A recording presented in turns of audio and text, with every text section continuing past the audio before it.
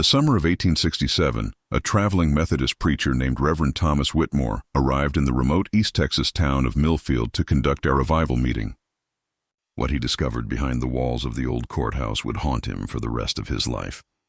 89 men had vanished without a trace over the course of 18 months, all lists seen entering Judge Harrison Crawford's courtroom for sentencing.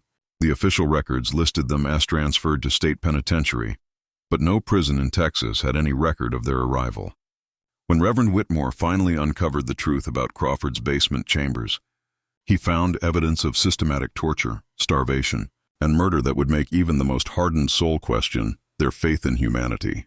The Methodist Church buried his report for over a century, but recently discovered church archives reveal the horrifying details of what really happened in that courthouse basement, including Crawford's own handwritten journals describing his divine mission to purify souls through suffering.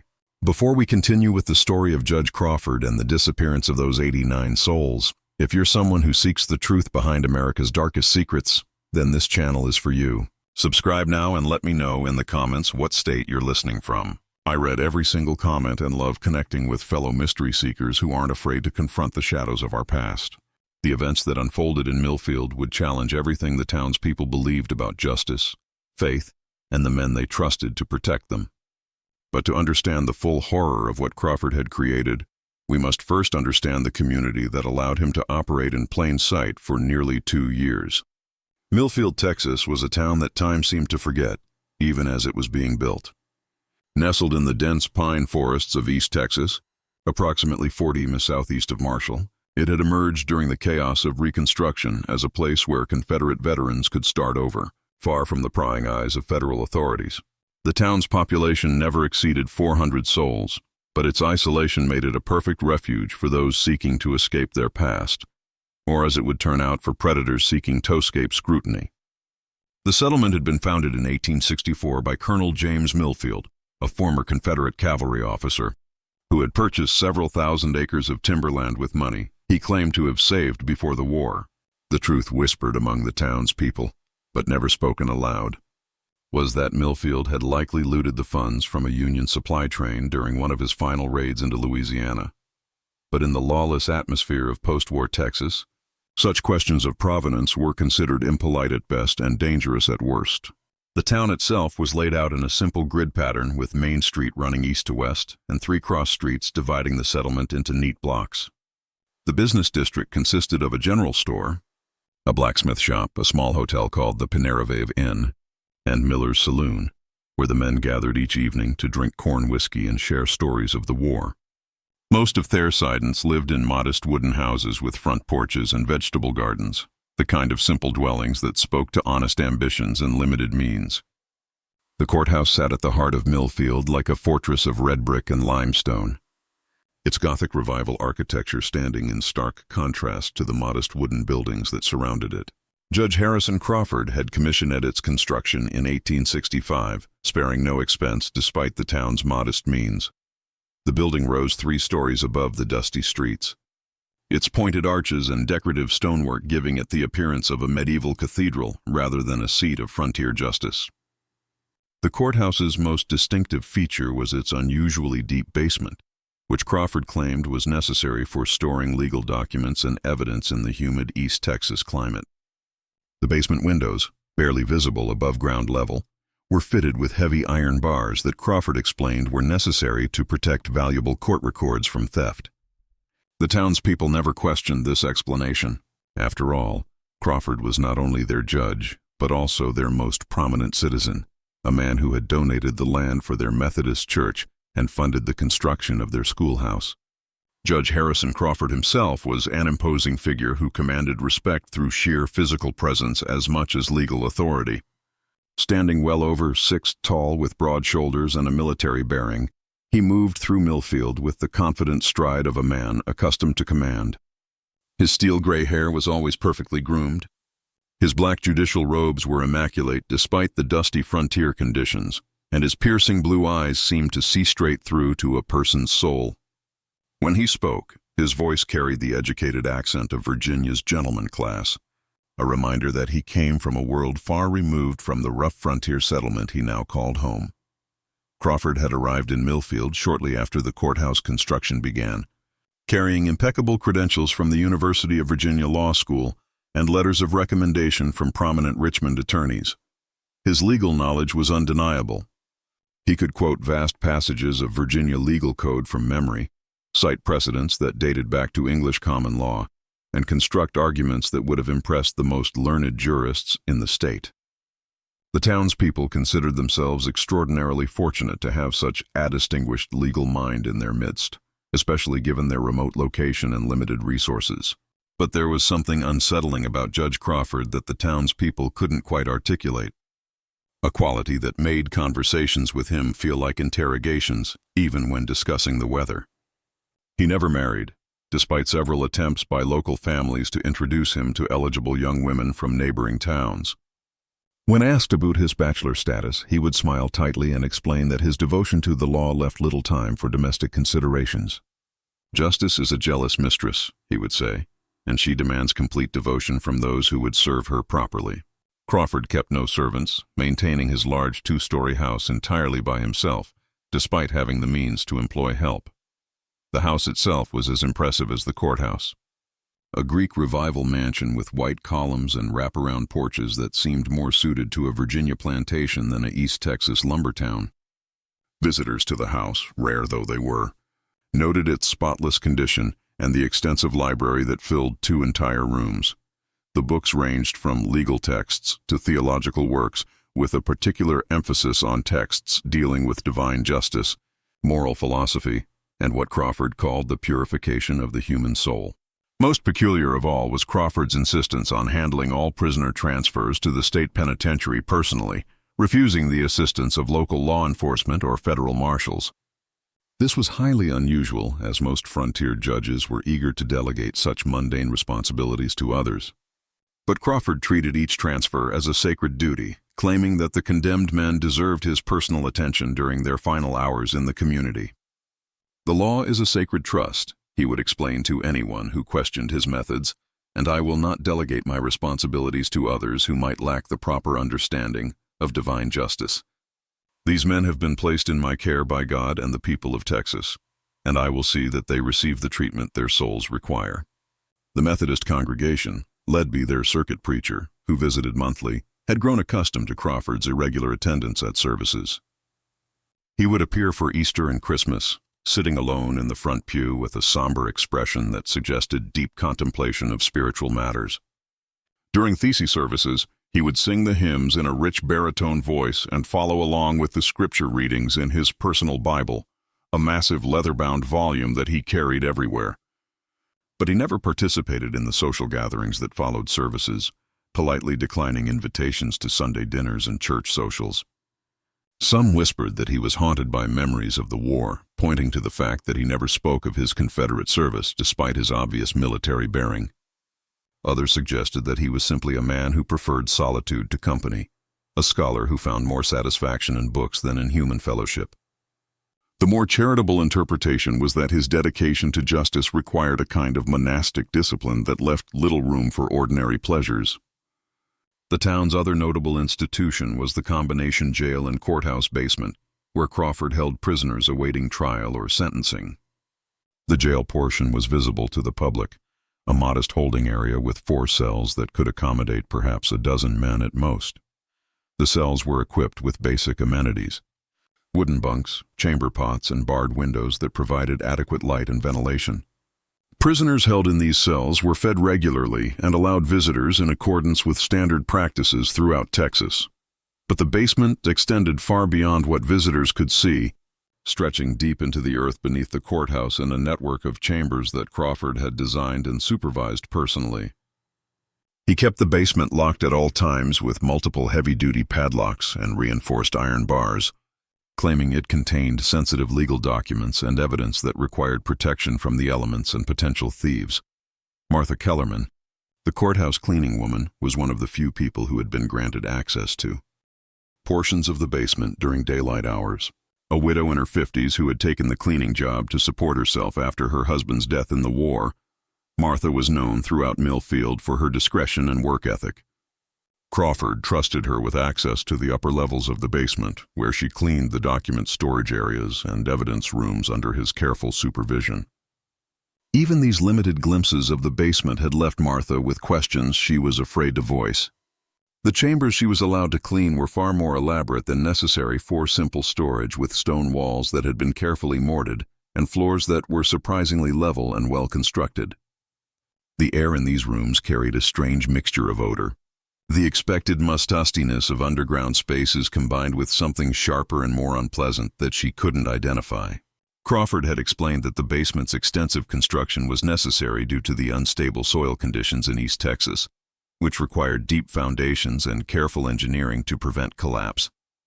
He pointed to similar construction techniques used in Virginia cellars and wine cellars, demonstrating his knowledge of architecture and engineering that impressed Martha even as it failed to entirely satisfy her curiosity. The pattern that would eventually claim 89 lives began in the bitter winter of 1866. Though nobody noticed it at first, the transition was so gradual, so carefully orchestrated that it seemed like nothing more than the natural evolution of a frontier justice system finally finding its rhythm. Men would be sentenced in Crawford's courtroom for various crimes: horse theft, assault, robbery, desertion from the Confederate Army, disturbing the peace, and then simply vanish into what everyone assumed was the efficient machinery of Texas justice. It was a harsh winter that year, with ice storms that knocked down telegraph lines and made travel between communities nearly impossible for weeks at a time. The isolation that usually characterized Millfield became even more pronounced, creating the perfect conditions for Crawford's activities to go unnoticed by the outside world. Federal authorities, already overwhelmed by the challenges of Reconstruction, had little time or resources to monitor the activities of a remote courthouse in the East Texas wilderness. The first victim whose disappearance would later be documented was a man named Thomas Burke, an Irish immigrant who had been accused of stealing chickens from a neighbor's farm. Burke had arrived in Millfield only months earlier, seeking work in the lumber mills and hoping to earn enough money to bring his wife and children over from County Cork. He had no family in Texas, no powerful friends to advocate for his interests, and no legal representation beyond Crawford's own perfunctory appointment of counsel. The trial itself was conducted with Crawford's characteristic attention to legal procedure. Witnesses were called, testimony was heard, and Burke was given the opportunity to speak in his own defense.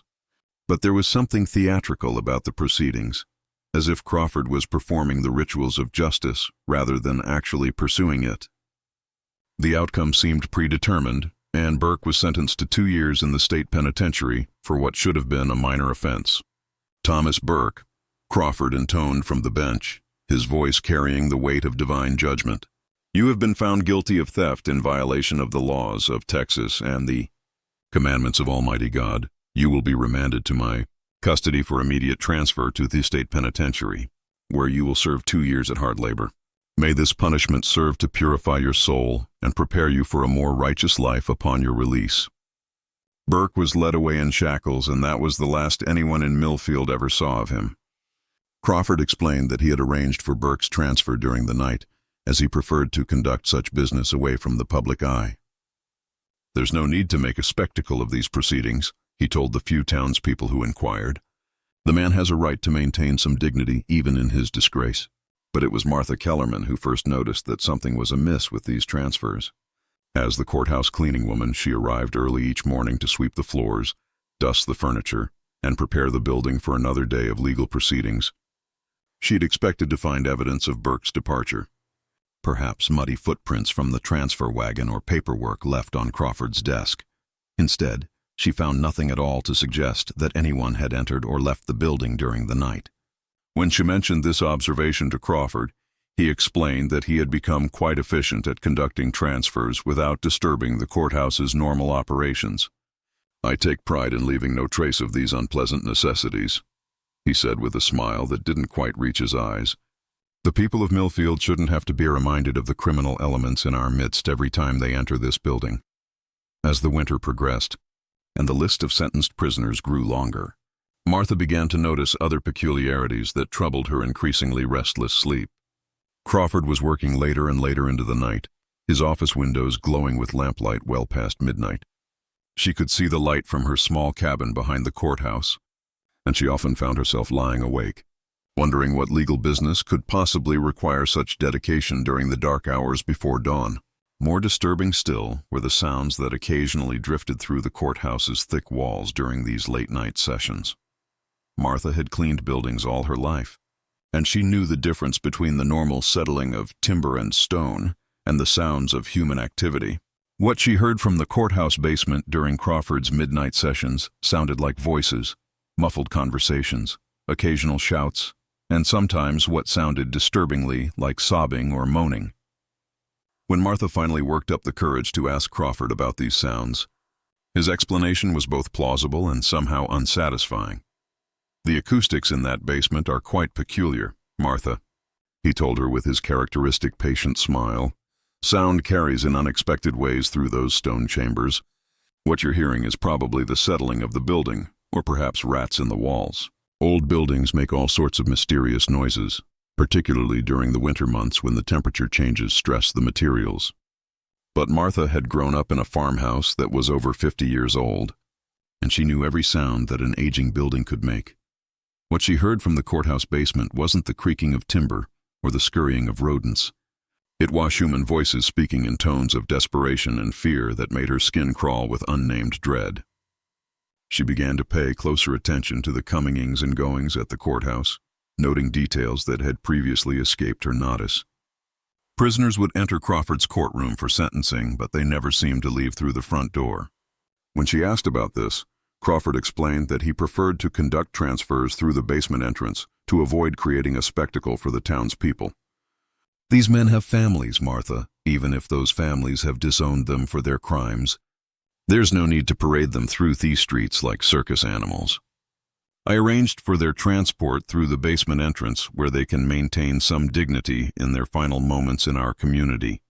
The explanation seemed reasonable enough, but Martha couldn't shake the feeling that something was fundamentally wrong with the picture Crawford was painting. She had never seen a prison transport wagon anywhere near the courthouse, despite Crawford's claims that transfers were happening regularly. The road behind the courthouse, where such a wagon would logically wait, showed no signs of heavy traffic or the distinctive wheel ruts that would be left by a loaded prison transport. Martha began to notice other details that seemed inconsistent with Crawford's explanations. The judge was ordering an unusual amount of supplies for the courthouse, far more than would be necessary for the few prisoners typically held overnight before transfer. His monthly orders from the general store included enormous quantities of food, hardtack, salt, pork, beans, and cornmeal in amounts that could feed dozens of men for extended periods. When the store owner mentioned this to Martha, Crawford's explanation was that he was stockpiling supplies in case of severe weather that might delay transfers. Even more concerning were the medical supplies that Crawford ordered with increasing frequency. Bandages, laudanum, surgical instruments, and other items that seemed excessive for treating the minor injuries that might occur during normal courthouse operations. When Martha questioned this, Crawford explained that he had taken on the responsibility of providing medical care for prisoners who arrived at his courthouse in poor condition. "Many of these men have been living rough before their arrest," he told her. "They arrive here suffering from malnutrition, untreated injuries, and various ailments that require attention before they can be safely transferred to the state penitentiary. I consider it my Christian duty to ensure that they receive proper medical care during their time in my custody." But it was the smells that occasionally wafted up from the basement that truly convinced Martha that something was seriously wrong. Having grown up on a farm, she was familiar with all the ordinary odor of life and death, the smell of slaughtered livestock, rotting vegetables, and human waste. But what she occasionally detected coming from the courthouse basement was something different and infinitely more disturbing. There was the metallic scent of blood, but not the fresh blood of a recent injury. This was the thick, cloying smell of blood that had been spilled in large quantities and allowed to congeal. There was also a sickly sweet odor of decay that reminded her of the time a cow had died in a remote pasture and hadn't been discovered for several days. Most disturbing of all was a sharp, chemical smell that burned her nostrils and made her eyes water. The unmistakable odor of lime and lye, substances used for breaking down organic matter.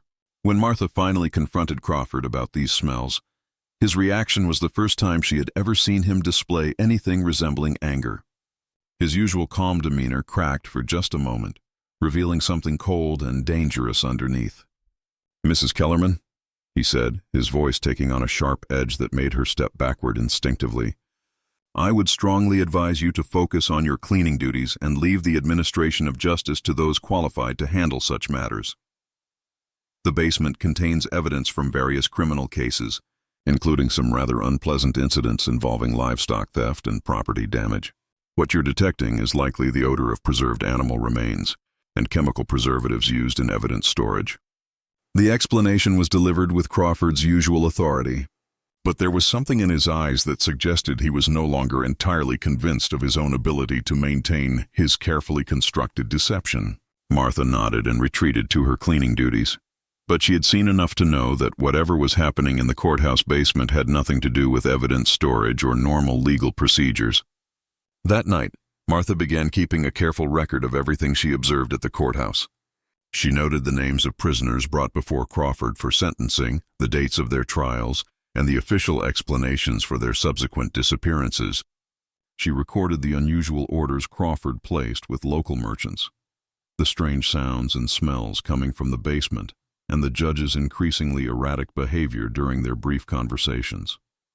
By the spring of 1867, Martha's careful documentation revealed a pattern that was impossible to ignore. 37 men had been sentenced in Crawford's courtroom and had subsequently vanished without a trace.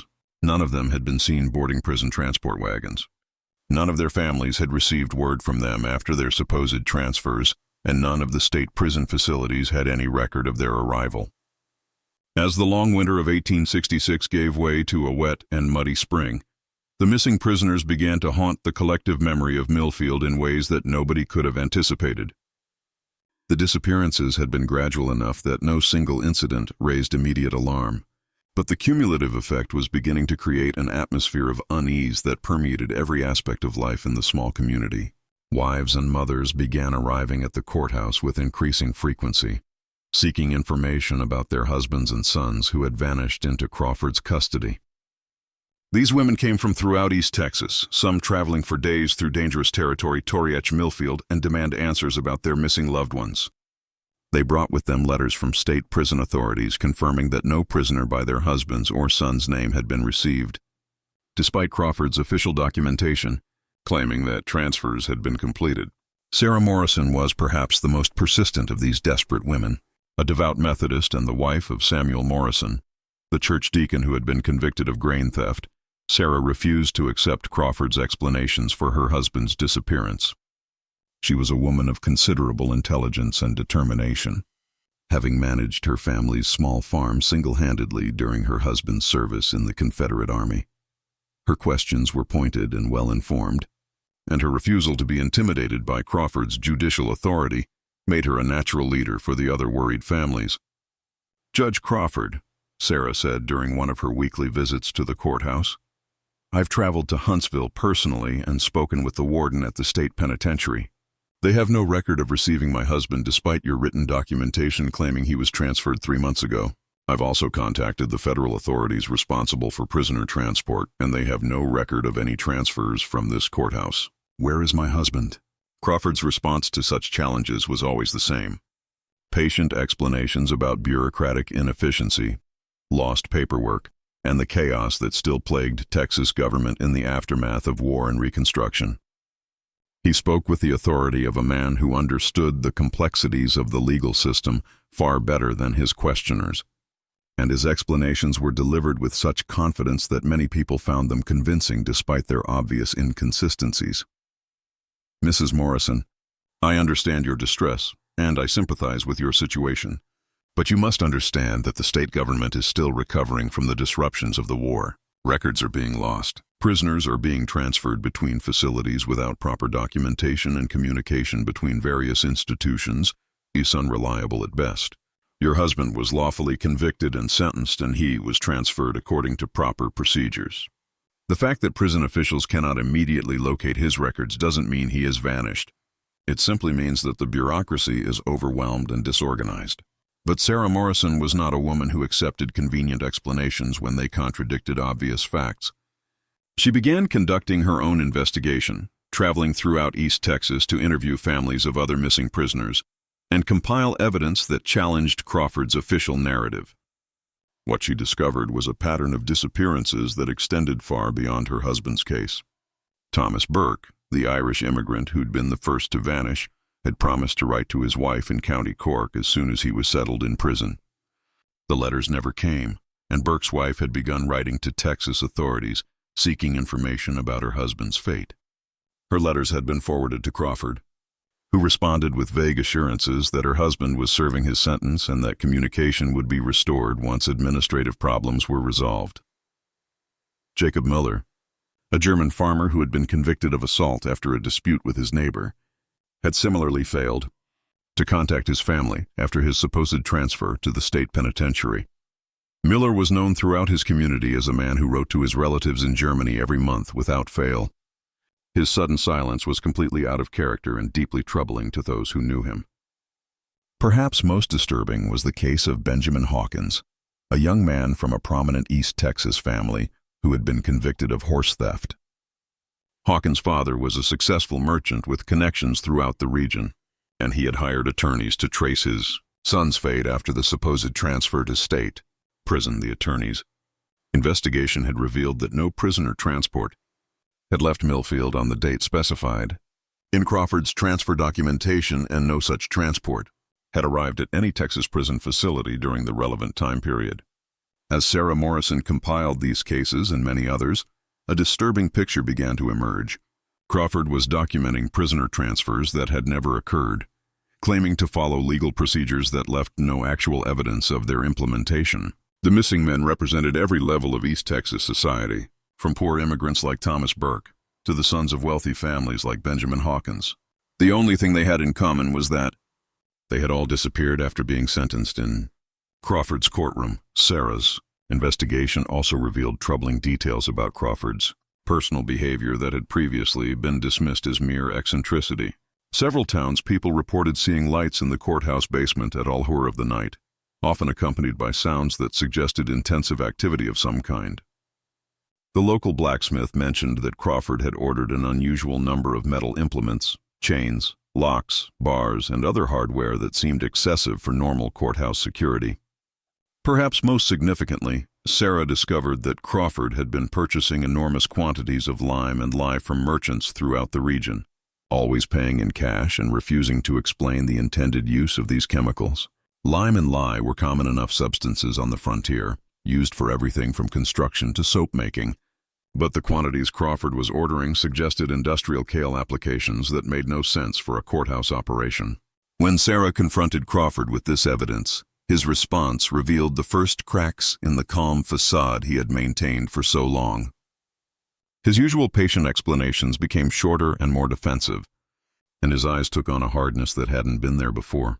"Mrs. Morrison, I'm beginning to find your persistent questioning both inappropriate and disrespectful. I am a duly appointed judge carrying out my responsibilities according to Texas law. If you have concerns about legal procedures, you're welcome to file a complaint with the state authorities, but I will not tolerate continued harassment in my own courthouse." The threat was delivered with cold precision, and Sarah realized for the first time that Crawford was not simply an incompetent bureaucrat, but potentially something much more dangerous.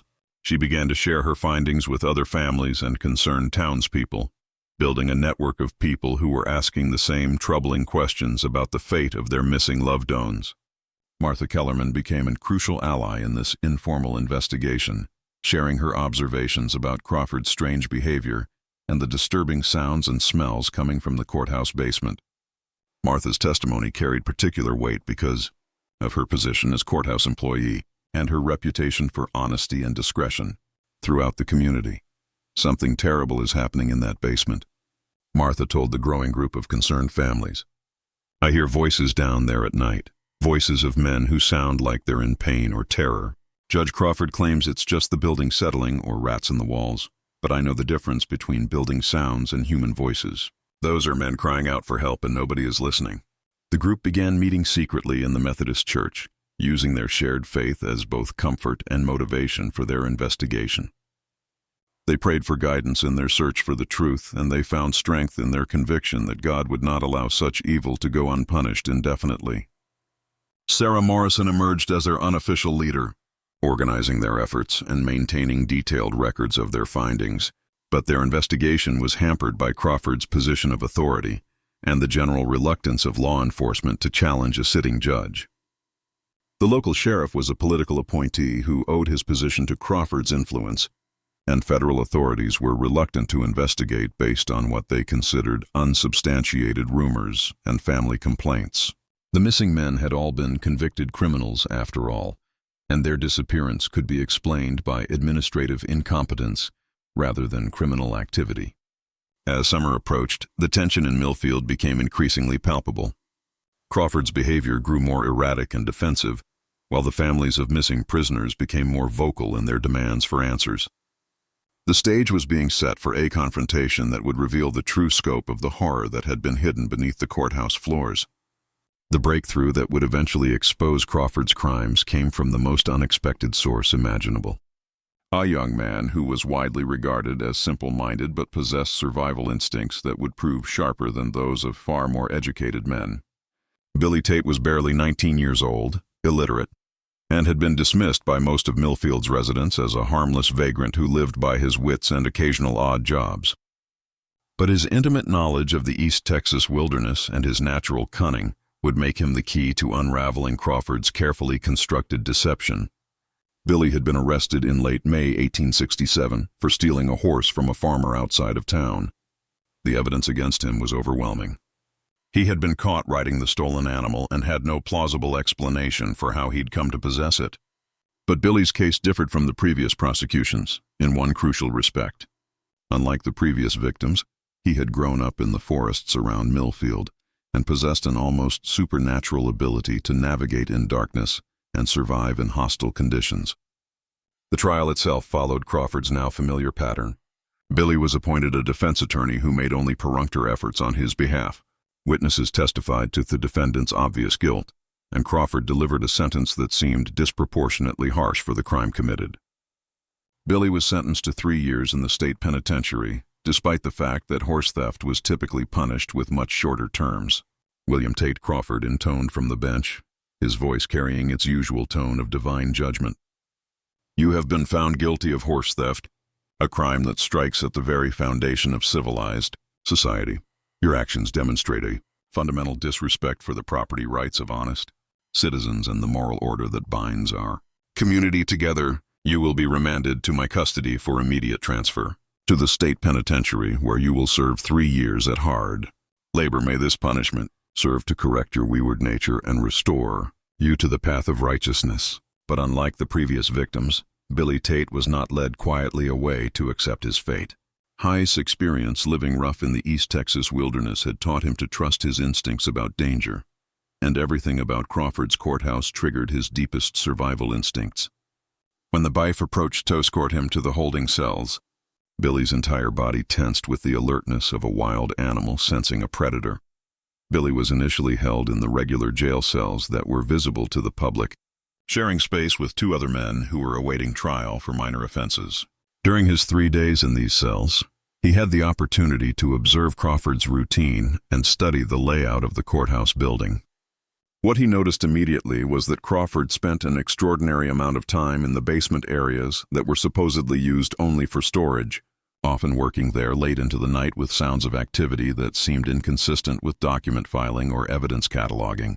More significantly, Billy noticed that Crawford seemed to be preparing for something special. The judge ordered additional supplies from the general store, including rope, metal restraints, and medical equipment that seemed excessive for a simple prisoner transfer. Crawford also spent considerable time studying Billy, specifically watching him with an intensity that went far beyond normal judicial interest in a convicted criminal. On the evening before his scheduled transfer, Billy was moved from the public jail cells to a holding area in the basement that Crawford claimed was more secure. This was the first time Billy had been taken below ground level, and what he found there immediately confirmed his worst fears about Crawford's true intentions. The basement was far more extensive than anyone above ground had realized. Crawford had constructed a complex network of chambers and corridors that extended deep into the earth beneath the courthouse, creating what amounted to a secret prison that could hold dozens of men without any possibility of detection from the outside world. The walls were lined with carefully fitted stone blocks. The floors were paved with brick, and the ceilings were supported by heavy wooden beams that spoke to careful engineering and substantial investment. But it was the evidence of long-term occupation that truly terrified Billy. The holding cell where he was placed showed clear signs of having housed multiple prisoners for extended periods. The straw covering the floor had been changed recently, but underneath Billy could see stains that suggested previous occupants had suffered injuries or worse. The walls bore scratches and markings that looked like attempts to keep track of time or leave messages for future prisoners. Most disturbing of all were the sounds that echoed through the basement during the night hours. Billy could hear voices coming from deeper chambers, the voices of men who were clearly in distress, sometimes crying out in pain or pleading for mercy. These were not the sounds of men awaiting comfortable transport to state prison. They were the sounds of men who had been subjected to systematic abuse and who'd given up hope of rescue. Billy's survival instincts, honed by years of living on the margins of civilized society, told him that he was in mortal danger and that escape was his only chance of survival. Unlike the previous victims, however, Billy possessed skills that made escape a realistic possibility. He had grown up breaking into abandoned buildings and finding ways through locked doors, and his small size and natural agility gave him advantages that larger men would not have possessed. Over the course of his first night in the basement, Billy carefully examined his cell and the surrounding area, looking for weaknesses in Crawford's security arrangements. What he discovered was that Crawford's attention to the psychological aspects of imprisonment had exceeded his attention to purely physical security measures. Basement chambers were designed to be escape-proof, primarily through intimidation and despair rather than through impregnable construction. Billy noticed that one of the stones in his cell wall was slightly loose, apparently having been weakened by water seepage over time. Working carefully through the night, he managed to widen the gap enough to remove the stone entirely, creating an opening that led to the building's foundation area. From there, he could access a drainage tunnel that Crawford had apparently overlooked during his security preparations. But Billy's escape was complicated by what he observed during his second day in Crawford's custody.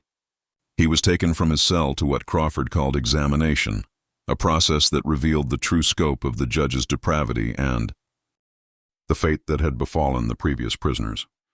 Billy Tate's examination took place in a chamber deep beneath the courthouse that Crawford had constructed with the meticulous attention to detail of a man pursuing his life's work.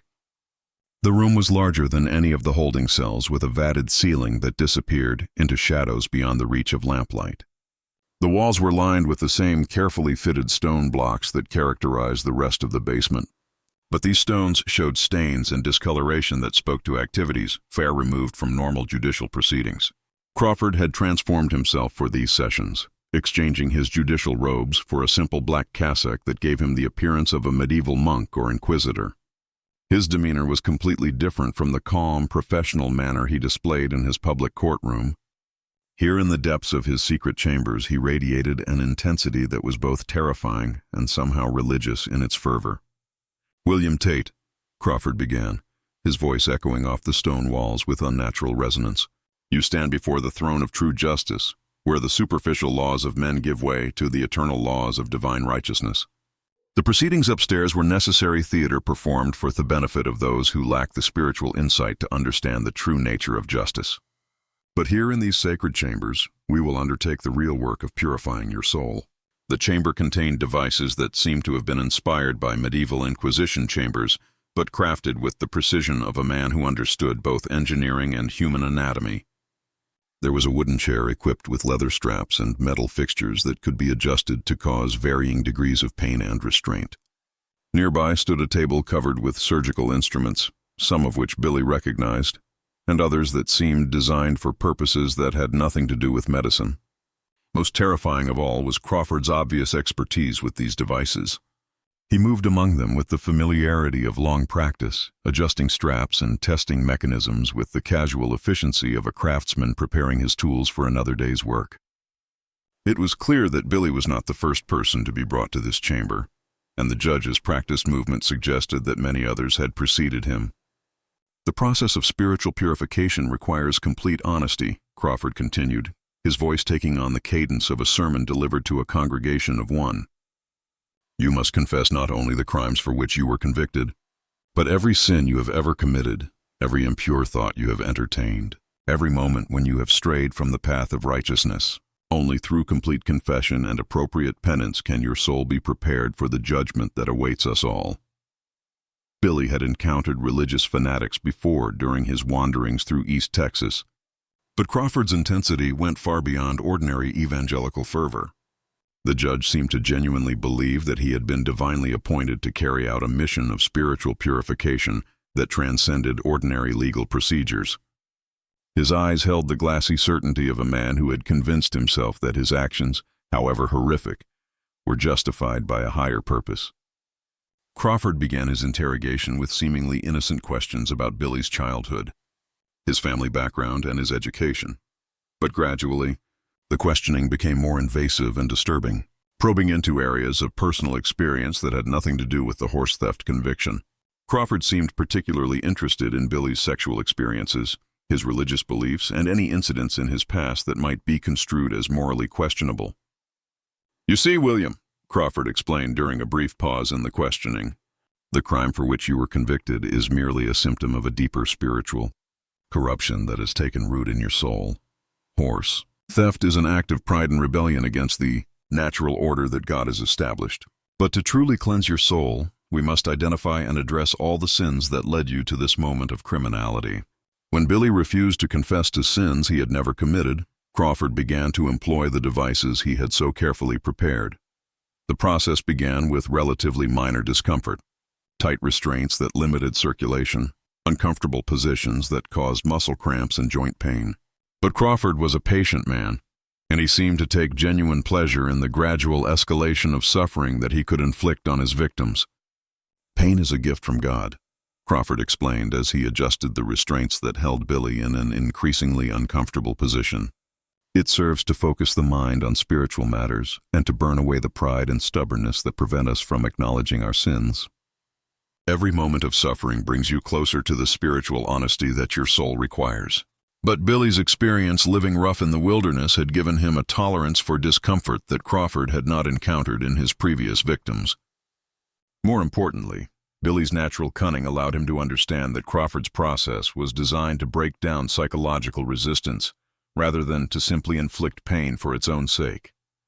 By providing Crawford with the confessions he sought, Billy could buy time to plan his escape while avoiding the more severe tortures that the judge was clearly prepared to employ. Over the course of several hours, Billy spun an elaborate tale of fictional sins and crimes, drawing on stories he had heard from other criminals and vagrants during his travels. He confessed to thefts he had never committed, fights he had never fought, and moral transgressions he had never contemplated. Crawford listened to these confessions with obvious satisfaction, taking detailed notes and occasionally asking for clarification or additional details. "Excellent, William," Crawford said as Billy concluded his fabricated confession. "You are making remarkable progress towards spiritual honesty, but confession alone is not sufficient for true purification. It must be followed by appropriate penance that will demonstrate your sincere repentance and prepare your soul for divine forgiveness." It was during this discussion of penance that Billy began to understand the full scope of Crawford's depravity and the fate that had befallen the 87 men who had preceded him into these basement chambers.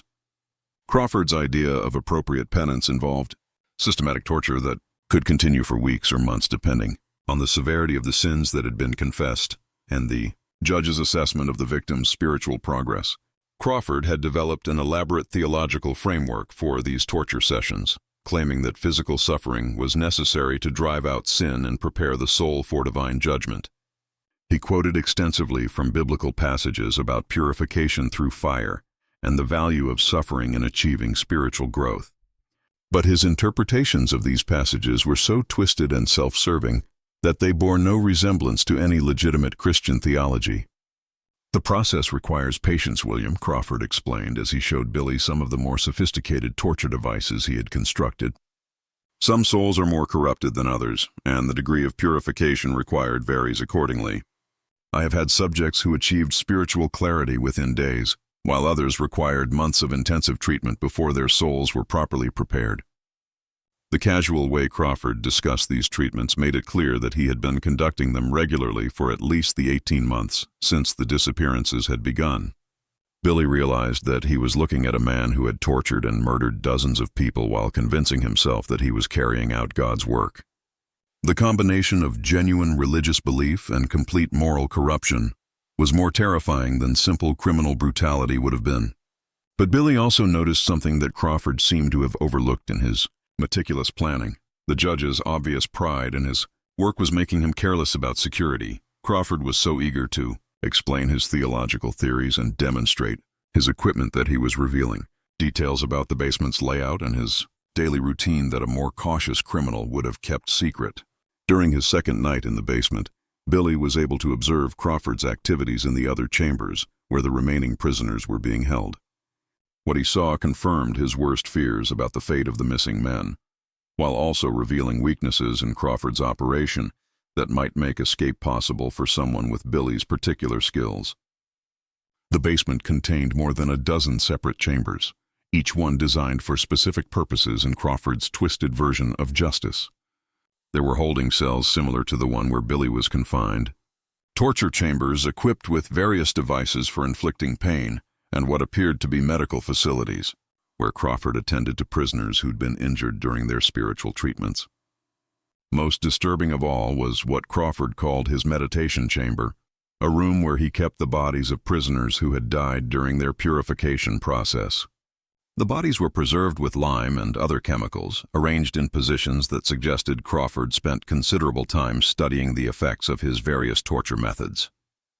The sight of these preserved corpses combined with Crawford's matter-of-fact discussion of their spiritual progress at the time of death convinced Billy that escape was not just desirable but absolutely essential for his survival. Billy's observations also revealed that Crawford was not the methodical, careful operator he appeared to be during daylight hours. The judge's nighttime activities were characterized by increasing desperation and loss of control, suggesting that the psychological pressure of maintaining his deception was beginning to affect his mental stability. Crawford talked to himself constantly during these sessions, engaging in rambling theological discussions with imaginary opponents and frequently contradicting his own previous statements about proper procedure. Most significantly, Billy noticed that Crawford had been drinking heavily during his nighttime sessions, consuming substantial quantities of wine while conducting his spiritual examinations. The alcohol seemed to make Crawford more talkative and less attentive to security details, creating opportunities for a sufficiently cunning prisoner to exploit his captor's decreasing vigilance. On his third night in Crawford's custody, Billy finally put his escape plan into action. He had been working steadily on the loose stone in his cell wall, widening the opening enough to squeeze through into the building's foundation area.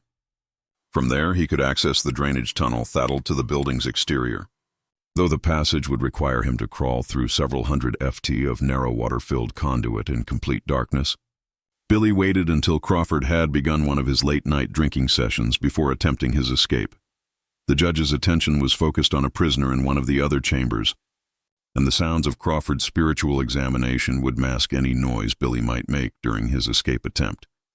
Working quickly but carefully, Billy removed the loose stone and squeezed through the opening into the foundation area. The drainage tunnel was even more challenging than Billy had anticipated. The passage was barely wide enough for his shoulders, and the standing water reached almost to his chest in some sections. The air was stale and difficult to breathe, and the complete darkness made navigation extremely difficult, even for someone with Billy's experience in confined spaces. But his determination to escape Crawford's basement chambers overcame all physical obstacles, and after what seemed like hours of crawling through the narrow tunnel, he finally emerged into the open air behind the courthouse. Billy's first instinct was to run as far and as fast as possible from Millfield and Crawford's reach.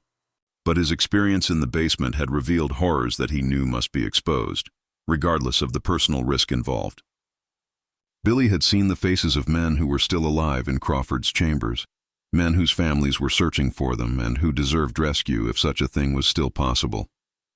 Instead of fleeing into the wilderness, Billy made his way to Martha Kellerman's cabin behind the courthouse. Martha was the one person in Millfield who had consistently questioned Crawford's explanations and who might be willing to believe Billy's account of what was happening in the basement chambers. Billy's arrival at Martha's door in the early hours of the morning, covered in mud and shaking with exhaustion and terror, marked the beginning of the end for Crawford's carefully constructed deception. Martha Kellerman's small cabin behind the courthouse had never been the scene of such momentous events as those that unfolded in the pre-dawn hours of June 15th, 1867, when Billy Tate appeared at their door, covered in mud from the drainage tunnel and shaking with a combination of exhaustion and terror. Martha's first instinct was to provide him with food and shelter. But as Billy began to relate his experiences in Crawford's basement chambers, Martha realized that she was hearing testimony that would change everything the people of Millfield believed about their community and their respected judge. Billy's account was delivered in a breathless rush of words, interrupted by moments when his emotions overwhelmed his ability to speak. But despite his obvious distress, his story was remarkably detailed and consistent, filled with specific observations that could only have come from someone who had actually witnessed the horrors he described. Martha listened with growing horror as Billy described the elaborate network of chambers beneath the courthouse, the torture devices Crawford had constructed, and the systematic abuse that had been inflicted on dozens of prisoners over the course of 18 months. "Mrs. Kellerman, you got to believe me," Billy pleaded, his voice from his ordeal in the drainage tunnel. "There's men down there who are still alive, men who've been missing for months. Judge Crawford's got them chained up in cells and he's been torturing them every night. He thinks he's doing God's work, purifying their souls or some such madness. But what he's really doing is murder, plain and simple." Martha had suspected for months that something was seriously wrong with Crawford's operation, but Billy's testimony revealed a scope of depravity that exceeded her worst fears. The sounds and smells she had noticed coming from the basement suddenly made horrible sense, and Crawford's strange behavior took on a sinister significance that she had not previously understood. But Martha was also a practical woman who understood that Billy's word alone would not be sufficient to convince the townspeople or the authorities that their respected judge was a mass murderer. Crawford's position of authority and his reputation for legal expertise would make it easy for him to dismiss Billy's account as the desperate lie of an escaped criminal seeking revenge against the judge who had sentenced him. "Billy, what you're telling me is so terrible that people won't want to believe it," Martha said carefully.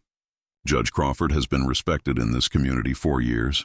We need more than just your word to convince people that he's been committing these crimes. Is there any way to prove what you're saying?"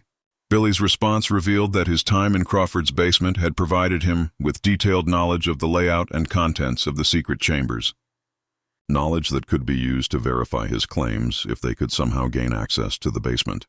He described the locations of specific torture devices, the arrangement of the holding cells, and most importantly, the identities of prisoners he had seen who were still alive in Crawford's custody. "Samuel Morrison is down there," Billy told Martha, referring to the Methodist deacon, whose wife Sarah had been leading the investigation into the missing prisoners. "I seen him with my own eyes, though he's so thin and weak I barely recognized him. And there's others too, men whose names I heard called during the night when Crawford was working on them. If we can get people down into that basement, they'll see I'm telling the truth." Martha realized that Billy's information provided the key to exposing Crawford's crimes, but she also understood that any attempt to investigate the basement would be extremely dangerous. Crawford was clearly a desperate man who had already committed dozens of murders to protect his secret, and he would not hesitate to kill anyone who threatened to expose him. But Martha also knew that she could not ignore Billy's testimony, regardless of the personal risk involved. Too many families were searching for missing loved ones, and too many men were suffering in Crawford's chambers for her to remain silent. She decided to contact Sarah Morrison and the other families who had been investigating the disappearances, trusting that their combined courage and determination would be sufficient to confront Crawford and rescue the surviving prisoners. Martha sent Billy to hide in the woods outside town while she made contact with Sarah Morrison and the other concerned families. By mid-morning, a group of nearly 20 people had gathered at the Methodist church to hear Billy's testimony and plan their response to Crawford's crimes. The group included not only the families of missing prisoners, but also several prominent towns, people who had been growing increasingly suspicious of Crawford's explanations for the disappearances. Sarah Morrison took charge of the group with the natural authority of a woman who had been fighting for answers for months. After hearing Billy's detailed account of the basement chambers and the systematic torture being conducted there, she organized the townspeople into a delegation that would demand immediate access to the courthouse basement to verify Billy's claims. "We've been asking questions and accepting excuses for too long," Sarah announced to the assembled group. "If what Billy is telling us is true, then our husbands and sons are being tortured and murdered while we stand around waiting for official responses to our inquiries. It's time to take action regardless of the consequences." The delegation that marched to the courthouse that afternoon included Sarah Morrison, Martha Kellerman, and 18 other townspeople armed with lanterns, axes, and grim determination to discover the truth about the missing prisoners. They arrived at the courthouse to find Crawford in his office, apparently conducting normal business, as if nothing unusual had occurred the previous night. Crawford's initial response to the delegation's demands was to rely on his familiar combination of legal authority and patient condescension. He expressed concern about Billy Tate's escape and suggested that the young man's wild stories were the product of guilt and desperation, rather than actual observation. "I understand your concerns," Crawford told the assembled townspeople, "but you must realize that William Tate is a convicted criminal who has every reason to fabricate stories that would discredit the legal system that sentenced him.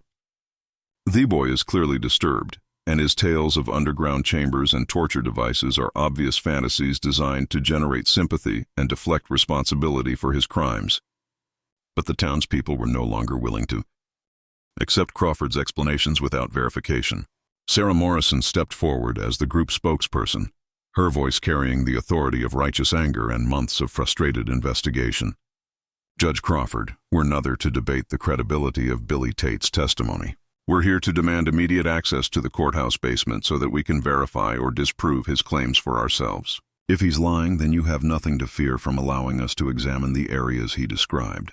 But if he's telling the truth, then there are men down there who need our help immediately." Crawford's response revealed the first cracks in the calm facade he had maintained for nearly 2 years.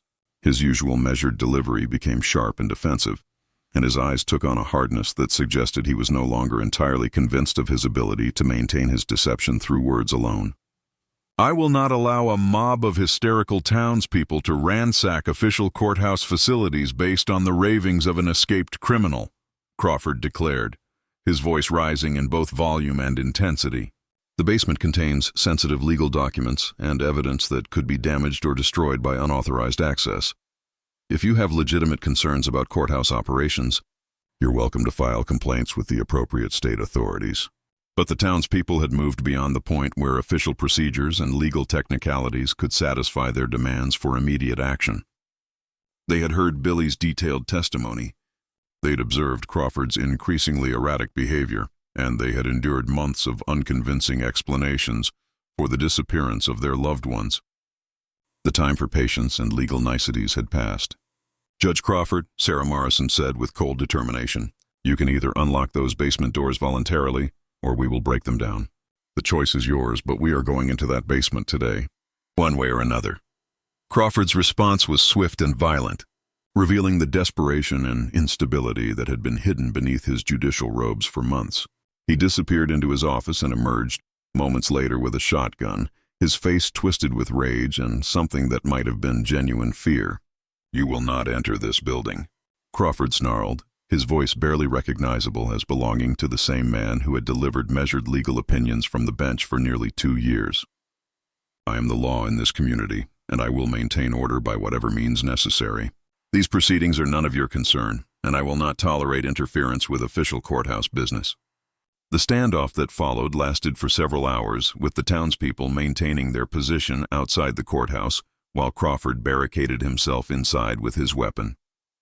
As the afternoon wore on, and word of the confrontation spread throughout Millfield, more residents joined the crowd outside the courthouse, creating a situation that Crawford could not hope to control through intimidation alone. But it was the sounds coming from the basement that finally convinced even the most skeptical townspeople that Billy Tate's testimony was accurate. Evening approached and Crawford's desperation increased. The careful soundproofing that had concealed his activities for months began to fail. The assembled crowd could hear voices crying out from beneath their feet. Voices of men who were clearly in distress and who were calling for help in terms that left no doubt about their circumstances. The sounds from the basement confirmed Billy's account so completely that even Crawford's most loyal supporters could no longer maintain their faith in his innocence. The crowd's mood shifted from suspicious determination to outright anger as the reality of what had been happening beneath their courthouse became undeniably clear. It was at this moment that Reverend Thomas Whitmore arrived in Millfield for his scheduled revival meeting. The Methodist preacher had been traveling the circuit for 15 years, and he had encountered his share of frontier violence and human depravity, but nothing in his experience had prepared him for the scene that greeted him as he approached the courthouse in the gathering dusk of that June evening. Whitmore found nearly 50 townspeople gathered outside the courthouse, their faces illuminated by torchlight and marked with the kind of grim determination that comes only when ordinary people are confronted with extraordinary evil. The sounds coming from the courthouse basement had convinced everyone present that a terrible crime was being perpetrated literally beneath their feet, and their patience with legal procedures and official explanations had finally been exhausted. "Brothers and sisters," Whitmore announced, taking charge of the situation with the natural authority of a man accustomed to providing moral leadership during times of crisis. "We cannot allow fear of legal consequences to prevent us from acting in accordance with God's will. If there are men suffering in that basement, then we have a Christian duty to help them, regardless of Judge Crawford's objections or threats." Using axes and crowbars borrowed from the local blacksmith, the townspeople breached the reinforced basement doors that Crawford had installed to protect his secret chambers. The first thing that hit them was the overwhelming stench. A nauseating combination of human waste, decay, medical chemicals, and the unmistakable odor of lime that had been used in unsuccessful attempts to mask the smell of death. Several people were immediately overcome by nausea and had to retreat to the fresh air outside. But those who remained pressed forward into the basement chambers with their lanterns held high and their hearts filled with dread at what they might discover. What they found in Crawford's basement exceeded even Billy Tate's horrifying descriptions. The judge had constructed an elaborate underground complex that stretched far beneath the courthouse, a network of chambers and corridors that had been designed with the meticulous attention to detail of a man pursuing his life's work. The walls were lined with carefully fitted stone blocks. The floors were paved with brick that could be easily cleaned, and the ceilings were supported by heavy wooden beams that spoke to both engineering expertise and substantial financial investment. But it was the evidence of systematic torture and murder that truly revealed the scope of Crawford's depravity. The main torture chamber contained devices that seemed to have been inspired by medieval Inquisition chambers, but constructed with modern engineering principles and a detailed understanding of human anatomy. There were restraining devices designed to hold victims in positions that would maximize their suffering, surgical instruments that had been used for purposes that had nothing to do with medicine, and elaborate contraptions for inflicting precisely calibrated amounts of pain. The holding cells were even more horrifying than the torture chamber. Crawford had constructed more than a dozen separate chambers for containing prisoners during his extended purification processes, each one equipped with chains, restraints, and primitive sanitation facilities that spoke to long-term occupation. The straw that covered the floors had been changed regularly, but underneath the townspeople could see stains and discoloration that told the story of months of human suffering. But it was the discovery of the living prisoners that truly broke the hearts of the townspeople who had come searching for their missing loved ones. 37 men were still alive in Crawford's chambers, though many of them were barely recognizable as the healthy individuals who had disappeared from Millfield over the previous 18 months. Samuel Morrison was among the survivors, though he was so emaciated and traumatized that his wife Sarah collapsed when she first saw him. The Methodist deacon, who had once been a pillar of his community, was now a hollow-eyed shadow of his former self, his body bearing the marks of months of systematic torture, and his mind damaged by psychological abuse that had been designed to break his will and reshape his personality, according to Crawford's twisted theological theories. "Sarah," Morrison whispered when he recognized his wife among the rescuers, his voice barely audible and filled with the wonder of a man who had given up hope of ever seeing another familiar face. "Is it really you? I thought I would die down here without ever seeing you again." Similar scenes of reunion and horror played out throughout the basement as family members discovered loved ones they had been searching for since the previous winter. But many of the survivors were in such poor physical and mental condition that their rescue came almost too late to save them. Crawford's purification process had left permanent scars on both their bodies and their minds, damage that would require years of care and healing to overcome. The dead prisoners were found in the deepest chambers of Crawford's complex, their bodies disposed of in lime pits that the judge had constructed with the same meticulous attention to detail that characterized all his work. The lime had preserved many of the remains well enough for identification, allowing the townspeople to finally learn the fate of men who had been missing for over a year. The total count of Crawford's victims eventually reached 89 men, making his courthouse basement one of the most horrific crime scenes in the history of Texas. Crawford himself was found in his private chambers, seated at his desk with an empty bottle of laudanum beside him and his service revolver in his hand. He had apparently taken his own life rather than face the consequences of his exposure. But even in death, he'd left behind a testament to his twisted philosophy in the form of detailed journals that documented his methods and his justifications for what he had done. The journals, written in Crawford's precise handwriting and filled with biblical quotations and theological arguments, revealed a man who'd convinced himself that he was carrying out God's will by subjecting prisoners to suffering that would purify their souls before divine judgment. He had developed an elaborate framework of religious justification for his torture sessions, claiming that physical pain was necessary to drive out sin and prepare the soul for salvation. The weak-minded fools who call themselves judges content themselves with sending men to prison, where they will serve their time and emerge unchanged in their fundamental corruption. Crawford had written in one particularly chilling passage, "But I have been chosen to carry out true justice, to purify souls through suffering and prepare them for the judgment that awaits us all. The pain I inflict is not cruelty, but mercy, not punishment, but salvation." The discovery of Crawford's journals provided a window into the mind of a man who had used religious conviction to justify the most appalling crimes, transforming his courthouse basement into a chamber of horrors that surpassed anything in the medieval dungeons that had inspired his methods. The aftermath of the courthouse basement discovery sent shockwaves throughout East Texas and beyond, creating ripples that would be felt for generations in the community that had unknowingly harbored one of the most prolific serial killers in American history. The immediate task of caring for the 37 surviving prisoners required resources that the small town of Millfield simply did not possess, forcing the residents to reach out for help to larger communities and government authorities who had previously shown little interest in their remote settlement. Dr. Elizabeth Hartwell, a physician from Marshall who had studied in Philadelphia before moving to Texas, arrived in Millfield within days of the discovery to assess the medical needs of Crawford's survivors.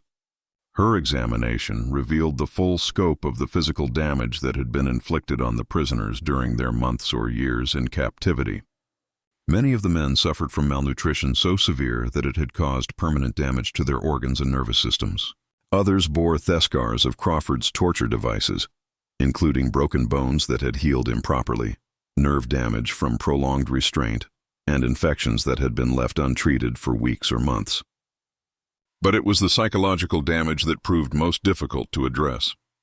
Crawford's purification process had been designed not just to inflict physical pain, but to break down the fundamental sense of self that allowed his victims to maintain their sanity during their ordeal.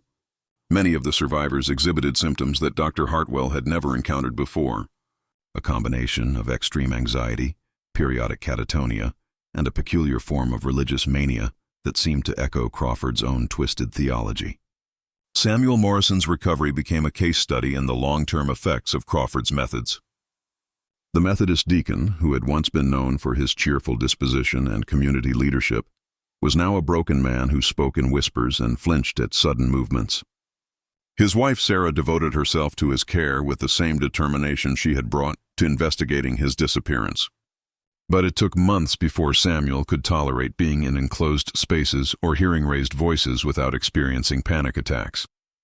He talks about purification constantly, Sarah confided to Reverend Whitmore during one of the minister's extended stays in Millfield.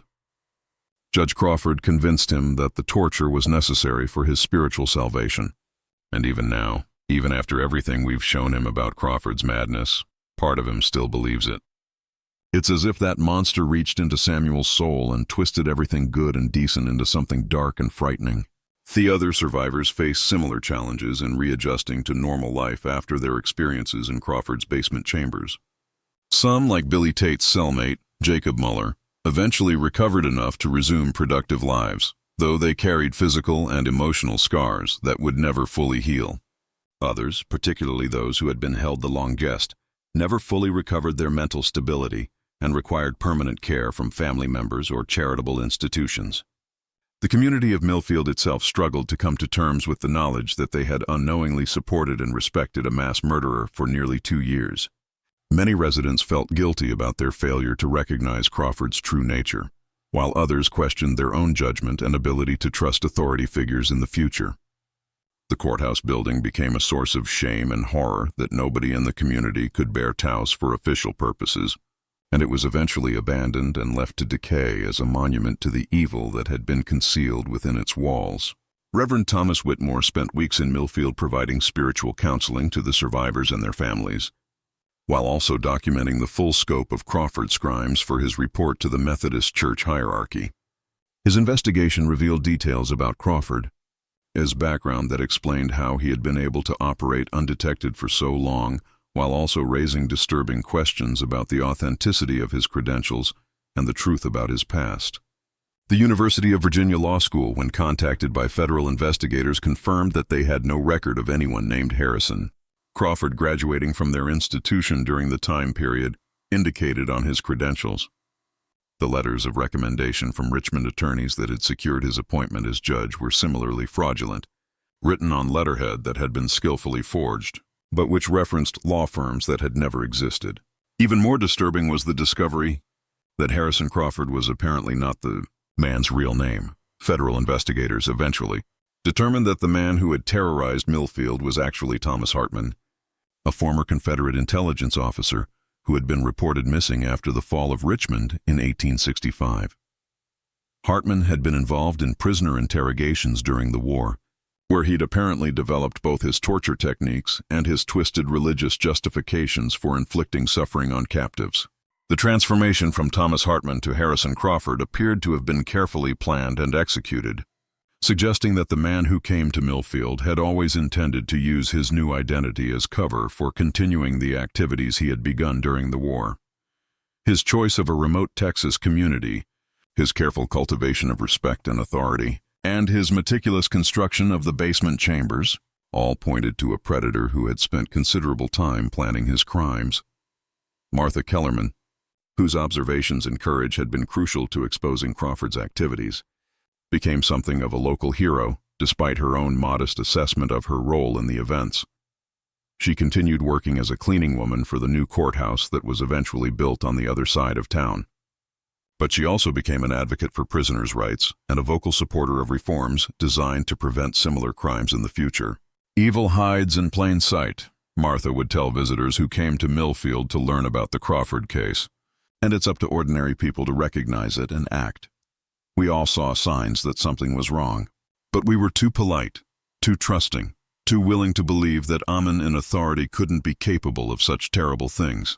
I learned that if something feels wrong, it probably is wrong, and you can't wait for someone else to take action." Billy Tate's escape and testimony had not only exposed Crawford's crimes, but had also saved the lives of the 37 men who were still alive in the basement chambers. The young man who had been dismissed by many as simple-minded became a local hero, whose courage and survival skills had prevented an even greater tragedy. He eventually settled in a neighboring county where he married and raised a family while working as a carpenter and occasional guide for travelers through the East Texas wilderness. But Billy never forgot his experience in Crawford's basement, and he spent the rest of his life advocating for prison reforms and better treatment of prisoners. Throughout Texas, he testified before state legislative committees about the need for regular inspections of detention facilities and improved communication between courts and prisons. His testimony was instrumental in passing laws that required multiple signatures for prisoner transfers and mandatory reporting of prisoner deaths or disappearances. The case also led to significant reforms in the Texas judicial system, including requirements for more thorough background checks of judicial appointees and regular inspections of courthouse facilities by state authorities. The Crawford case became a cautionary tale that was studied in law schools throughout the country as an example of how the concentration of power in the hands of a single individual, particularly in isolated communities, could enable the most appalling crimes. Sarah Morrison channeled her grief and anger into a lifetime of advocacy for the families of missing prisoners and victims of violent crime. She and Samuel, despite his ongoing struggles with the psychological effects of his captivity, established a foundation that provided assistance to families searching for missing loved ones and support for survivors of prolonged captivity or torture. Their work eventually expanded beyond Texas to help families throughout the South who were dealing with similar tragedies. The Methodist Church's response to Reverend Whitmore's report revealed the institutional challenges of confronting evil that had been cloaked in religious authority. Church leaders were deeply disturbed by Crawford's use of Christian theology to justify his crimes, and they struggled to understand how someone could twist religious concepts of purification and divine justice into justifications for torture and murder. Crawford's crimes represent a fundamental perversion of everything we believe about God's love and mercy, wrote Bishop James Anderson in his official response to Whitmore's report. His use of Christian language and concepts to justify his actions is perhaps the most disturbing aspect of this entire tragedy. It reminds us that the most dangerous false prophets are those who speak in familiar religious terms, while serving goals that are fundamentally opposed to everything Christ taught us about love, forgiveness, and human dignity. The Church's decision to seal Whitmore's report for over a century reflected their concern that public knowledge of Crawford's religious justifications might undermine faith in Christianity itself or provide inspiration for other religiously motivated criminals. But when the report was finally released in 1967, it became an important document for scholars studying the intersection of religious extremism and criminal behavior. The physical evidence of Crawford's crimes was carefully documented by federal investigators before the basement chambers were sealed with concrete and lime.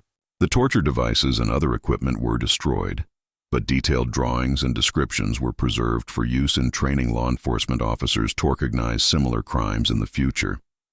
The courthouse building itself was eventually demolished in the 1920s, and the site was converted into a memorial park dedicated to the victims of Crawford's crimes.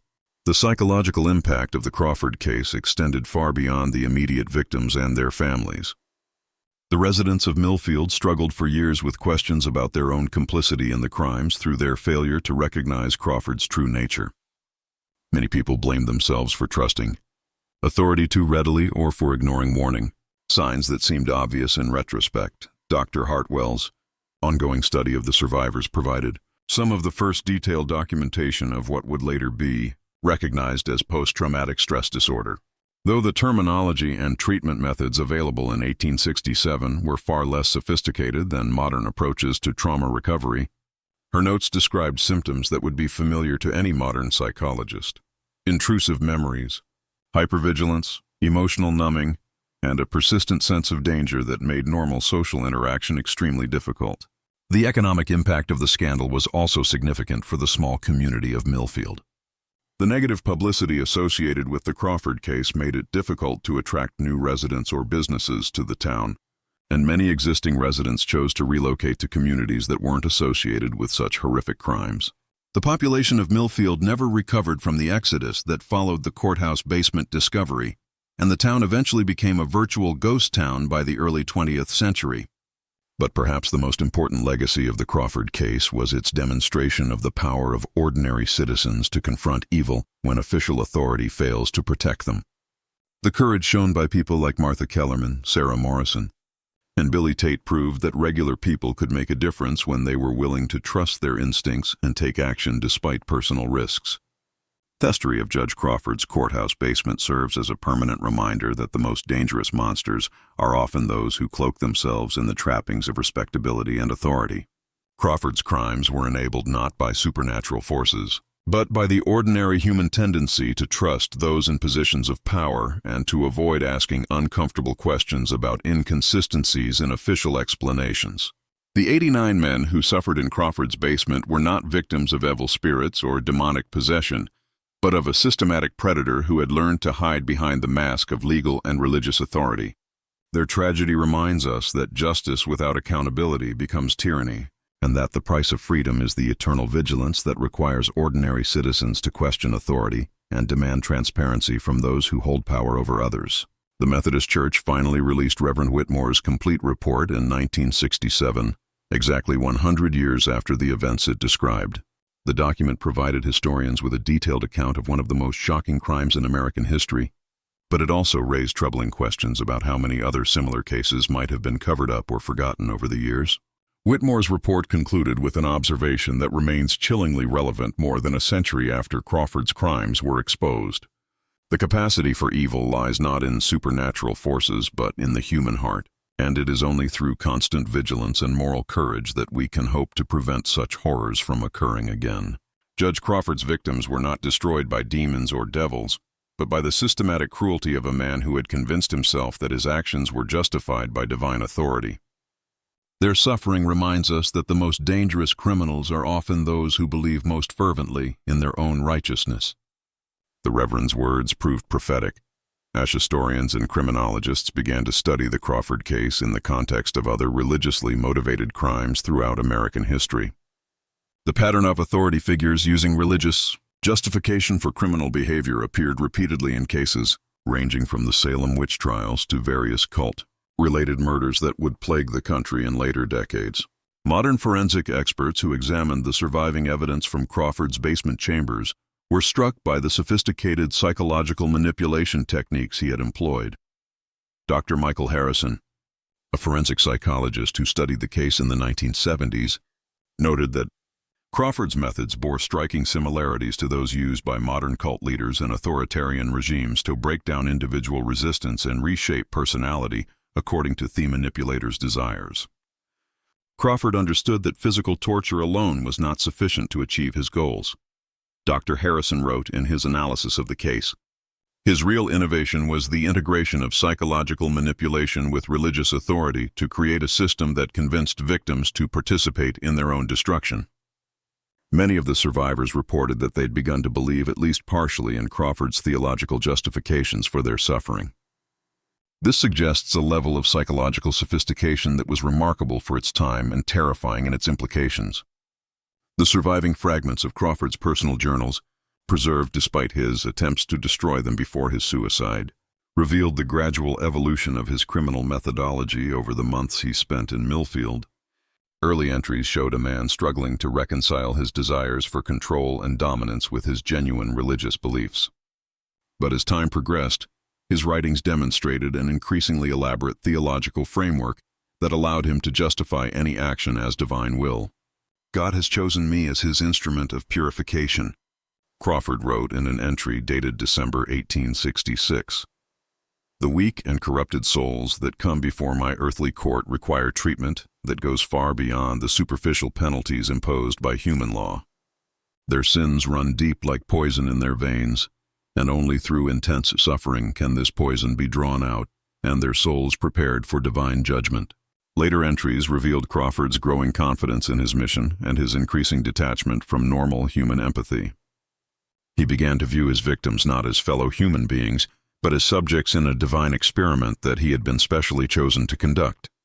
The progression from reluctant participant in God's plan to enthusiastic architect of suffering provided disturbing insights into how ordinary religious belief could be corrupted into justification for the most appalling crimes. The impact of Crawford's crimes extended far beyond the immediate victims and their families, influencing legal and social reforms throughout Texas and beyond. The case became a rallying cry for prison reform advocates who used Crawford's methods as examples of what could happen when prisoners were held in secret without adequate oversight or protection. The reforms that followed included mandatory inspections of detention facilities, requirements for multiple witnesses, to prisoner transfers, and improved communication systems between courts and prisons. Perhaps most significantly, the Crawford case contributed to growing awareness of the need for psychological evaluation of judicial appointees and other authority figures who would have power over vulnerable populations. The recognition that Crawford's crimes had been enabled by his position of trust and authority led to reforms designed to prevent similar predators from gaining access to potential victims through official channels. The town of Millfield itself never recovered from the trauma of the courthouse basement discovery. By 1900, fewer than 50 people remained in the community that had once been home to 400 residents. The abandoned buildings slowly succumbed to the east, Texas climate becoming overgrown with vines and eventually collapsing entirely. Today, only a few foundation stones and the memorial park mark the location where one of America's most horrific crimes was committed. but the memory of Crawford's victims has been preserved through the efforts of their descendants and the historical societies that have documented their stories. Each of the 89 men who suffered in Crawford's basement chambers had families, dreams, and contributions to make to their communities. Their deaths represented not just individual tragedies, but collective losses that impoverished the entire region for generations. The annual memorial service held at the site of the former courthouse has become a gathering place for the descendants of Crawford's victims and for others who want to remember the importance of vigilance against the abuse of authority. Sarah Morrison, who lived to be 96 years old, attended every memorial service until her death in 1943, using the occasions to remind new generations about the need to question authority and protect the vulnerable. Evil doesn't announce itself with horns and pitchforks. Sarah would tell the young people who gathered for these memorial services. It comes dressed in respectability, speaking the language of authority and righteousness. Judge Crawford convinced an entire community that he was a godly man carrying out divine justice while he was actually torturing and murdering innocent people in his basement. We must never forget that the greatest monsters are often those who claim to speak for God or country or law. And the psychological studies conducted on Crawford's surviving victims provided important insights into the long-term effects of prolonged captivity and torture that would prove valuable to researchers studying similar crimes in later decades. The detailed documentation of their symptoms and recovery processes contributed to the development of more effective treatments for trauma survivors and better understanding of how the human mind copes with extreme stress and abuse. Dr. Hartwell's notes on Samuel Morrison's case became particularly important to researchers studying what would later be termed Stockholm Syndrome, the tendency of captives to develop positive feelings toward their captives as a survival mechanism. Morrison's persistent belief that his torture had been spiritually beneficial, despite overwhelming evidence of Crawford's criminal insanity, demonstrated how powerful psychological manipulation could override rational thought, even in intelligent, well-educated individuals. The legal precedents established by the Crawford case influenced court decisions throughout the United States for decades after the crimes were discovered. The case was cited in arguments for prisoners' rights, judicial oversight reform, and the protection of vulnerable populations from abuse by authority figures. Legal scholars studying the case noted that Crawford's crimes had been enabled by a system that concentrated too much power in the hands of a single individual without adequate checks and balances. The religious community's response to Crawford's crimes sparked important theological discussions about the nature of evil and the responsibility of religious institutions to prevent the corruption of their teachings. The Methodist Church's decision to establish new training programs for ministers and improved systems for identifying and addressing religious extremism was directly influenced by their horror at how Crawford had twisted Christian concepts to justify his actions. The case also influenced the development of criminal psychology as a field of study, providing one of the first detailed examinations of a serial killer who used religious authority to facilitate his crimes. Criminologists studying the Crawford case identified patterns of behavior that would later be recognized in other religiously motivated criminals, contributing to the development of psychological profiles that could help law enforcement identify similar predators before they could claim additional victims. Billy Tate's remarkable escape and his crucial testimony became the subject of numerous studies by experts in survival psychology and resistance to psychological manipulation. His ability to maintain his sense of reality and personal identity, despite Crawford's systematic attempts to break down his psychological defenses, provided important insights into the factors that allow some individuals to resist even the most sophisticated forms of psychological torture. The courage shown by ordinary citizens like Martha Kellerman and Sarah Morrison in confronting an authority figure they suspected of criminal behavior became a model for civic engagement and social responsibility that was studied in schools throughout Texas for generations. Their willingness to risk personal safety and social ostracism to protect others demonstrated the power of individual conscience to triumph over institutional authority when that authority had been corrupted. The Crawford case remains one of the most thoroughly documented examples of systematic torture and murder in American criminal history, providing a stark reminder of the dangers inherent in concentrating power without accountability. The detailed records preserved by Reverend Whitmore, Dr. Hartwell, and other contemporary observers have allowed subsequent generations to study the case in remarkable detail, ensuring that the lessons learned from this tragedy continue to inform efforts to prevent similar crimes. The physical site of Crawford's crimes has been transformed from a place of horror into a place of remembrance and education. The memorial park established on the courthouse grounds includes plaques commemorating each of Crawford's 89 victims, ensuring that their names and stories will not be forgotten. The park also features educational displays that explain the historical context of the crimes and the reforms they inspired, helping visitors understand how such tragedies can be prevented in the future. The annual gathering of survivors' descendants has evolved into a broader conference on prisoners' rights, judicial reform, and the prevention of institutional abuse. Speakers at these conferences include legal experts, psychologists, human rights advocates, and survivors of similar crimes from around the world. The Crawford case has become a touchstone for discussions about the balance between authority and accountability in democratic societies. Perhaps the most enduring legacy of the Crawford case is its demonstration that ordinary people have both the power and the responsibility to confront evil when they encounter it. The townspeople of Millfield could have chosen to accept Crawford's explanations and avoid the risks associated with challenging his authority. Instead, they chose to trust their instincts, investigate his claims, and ultimately take action to protect the innocent. This terrifying chapter in Texas history reminds us that justice without transparency becomes tyranny, and that the most dangerous criminals are often those who believe they are acting in the name of righteousness. The 89 men who suffered in Crawford's basement were not victims of supernatural forces, but of a system that failed to protect them from a predator who had learned to hide behind the mask of legal and religious authority. Their story serves as a permanent warning about the price of complacency and the importance of questioning those who claim to speak with divine or governmental authority. In a democracy, the ultimate responsibility for preventing such crimes lies not with government officials or religious leaders, but with ordinary citizens who must remain vigilant against the abuse of power and willing to act when they encounter evidence of wrongdoing. The Methodist Church's decision to finally release Reverend Whitmore's complete report in 1967 came at a time when America was struggling with questions about authority, institutional responsibility, and individual conscience. The Crawford case provided historical context for contemporary debates about civil rights, the Vietnam War, and the responsibility of citizens to resist unjust authority. What do you think about this dark chapter in Texas history? Do you believe there might be other cases like Crawford's that have been covered up or forgotten over the years?